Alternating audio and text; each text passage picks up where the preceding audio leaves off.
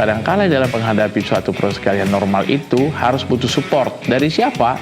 Tentu dari pasangan yang intinya, kemudian dari keluarga, kemudian dari keluarga yang paling dekat.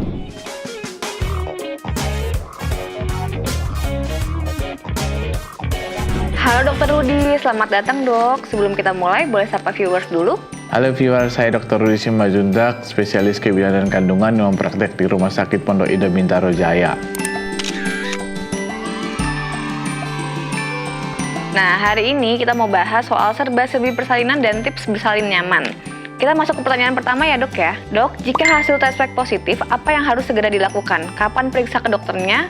Maklum ini soalnya kehamilan pertama saya, jadi serba bingung katanya dok. Nah, kalau udah positif hamil, harus segera mungkin sedini mungkin periksakan ke dokter kandungan. Kenapa? Karena kita harus mengetahui apakah kehamilannya itu baik atau tidak. Nanti dapat dilihat pemeriksaan apa, screening lagi. Tujuannya apa? Melihat apakah ada suatu proses infeksi, apakah pemeriksaan daripada kadar dari HB-nya atau peritin atau yang lain-lainnya yang akan nanti ujungnya adalah untuk meningkatkan kesejahteraan dan pada kualitas kehamilan tersebut. Nah, kalau misalkan ibu hamil itu berarti umumnya idealnya harus berapa kali USG dok selama kehamilan? Itu ada standarisasinya. Kalau kita mengacu pada WHO, itu bisa dikatakan cukup dengan 4 kali. Nah, kalau trimester pertama kita lihat, mendapat pemeriksaan dari WHO 1 kali dalam trimester awal tersebut. Kemudian trimester kedua itu 1 kali dan 2 kali di trimester ketiga. Lebih baik memang kalau kita mengetahui perkembangan setiap bulannya, jauh lebih baik kita memeriksakannya setiap bulan. Nah, sekarang kita masuk ke pertanyaan kedua nih dok. Dok, apa saja pemeriksaan yang harus dilakukan di tiap trimester kehamilan? Apa yang harus saya tanya ke dokter ya kalau saya sedang USG? Nah, sebenarnya yang perlu dipertanyakan adalah pertama, kita pada trimester pertama, tanyakan kepada dokternya bagaimana keadaan kehamilan saya. Apakah kehamilan saya dalam kondisi baik atau tidak?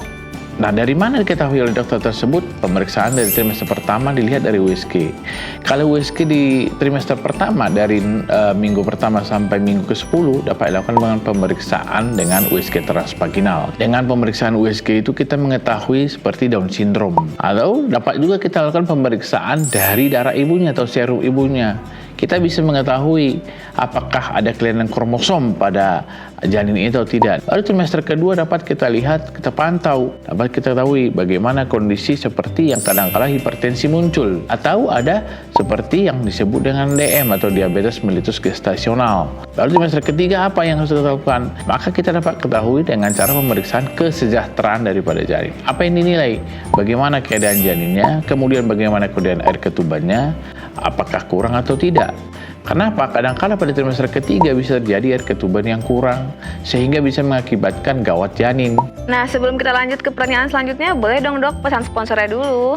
Oke, bagi viewers jangan lupa like, subscribe, dan juga jangan lupa komennya ya. Sip, nah kita masuk ke pertanyaan ketiga nih dok.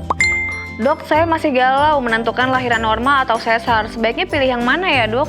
Memang jauh lebih baik, kalaupun dari WHO juga dikatakan jauh lebih baik untuk mengalami proses kehamilan normal. Kadangkala dalam menghadapi suatu proses kehamilan normal itu harus butuh support. Dari siapa? Tentu dari pasangan yang intinya, kemudian dari keluarga, kemudian dari keluarga yang paling dekat, termasuk dokternya. Bagaimana suportifnya terhadap daripada proses persalinan normalnya. Tetapi jangan salah, pada saat sekarang ini banyak teknologi. Wah, saya mau SC dengan di bumi sekarang itu dengan cara ERAX. Kenapa ya? Tentu dengan metode anestesi yang lebih ringan sehingga mobilisasi lebih cepat. Ya, saya kira kalau kita disuruh milih seksual sesar atau normal, tergantung setiap kasus yang ditangani, tapi mempunyai keuntungan dan kekurangan masing-masing.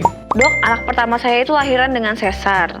Apa bisa anak kedua lahir normal? Soalnya saya pengen banget lahiran normal dok. Kalau indikasinya seperti kita katakan itu panggul sempit, udah mutlak tidak boleh lakukan untuk yang kedua dengan cara persalinan normal atau yang disebut dengan PBAC. Atau apakah seksual sesaria yang pertama dilakukan dengan seksual sesaria secara sayatan korporal atau dengan seksual sesaria dengan cara dilakukan di segmen bawah rahim, atau memang sebelumnya pernah operasi untuk pengangkatan miom pada rahim, tentu tidak akan boleh dilakukan persalinan secara pervaginam yang kedua. Tapi syaratnya kalau boleh gimana dok? Dengan cara bahwa tidak ada kontraindikasinya. Tidak dilakukan pada bayi yang lebih dari 3.500, kemudian 3.500 gram, tidak lebih dari, kemudian bayinya tidak kondisi sungsang, kemudian keadaan ibunya juga tidak ada penyakit penyerta, atau tidak boleh lebih dari 40 minggu. Nah, sekarang kita masuk ke pertanyaan terakhir, Dok. Dok, saya sudah mendekati HPL, tapi belum ada tanda kontraksi. Apa yang harus dilakukan dan bahayanya apa jika saya belum juga melahirkan meski sudah lewat HPL? Tentu yang diperhatikan pertama, periksa dulu ke dokter kandungan. Lakukan dengan pemeriksaan CTG. Kemudian sesudah itu dinilai bagaimana kondisi daripada USG, dilihat air ketubannya, bagaimana kondisi bayinya, bagaimana kondisi daripada aliran darahnya di tali pusat. Tetapi tentu perhatikan juga kondisi plasentanya. Kemudian diedukasi kepada seorang ibu atau kepada suami untuk melakukan pertama hubungan suami istri. Tentu tadi sebelumnya sudah dilakukan dengan olahraga atau dengan cara senam hamil. Perhatikanlah bahwa apabila belum juga suatu lahir sampai dia 40 minggu lewat, dilakukan dengan induksi. Dengan catatan sebelumnya dilakukan dengan penilaian daripada Bishop score. Apa itu Bishop score? Dinilai kondisi serviknya, apakah memang memungkinkan untuk dilakukan induksi atau tidak. Jadi yang paling utama adalah mari Bapak atau Ibu, kita persiapkanlah ke depan bahwa generasi yang kita hadapi adalah generasi yang betul-betul generasi emas yang dapat menghasilkan suatu generasi penerus bangsa yang lebih baik. Terima kasih.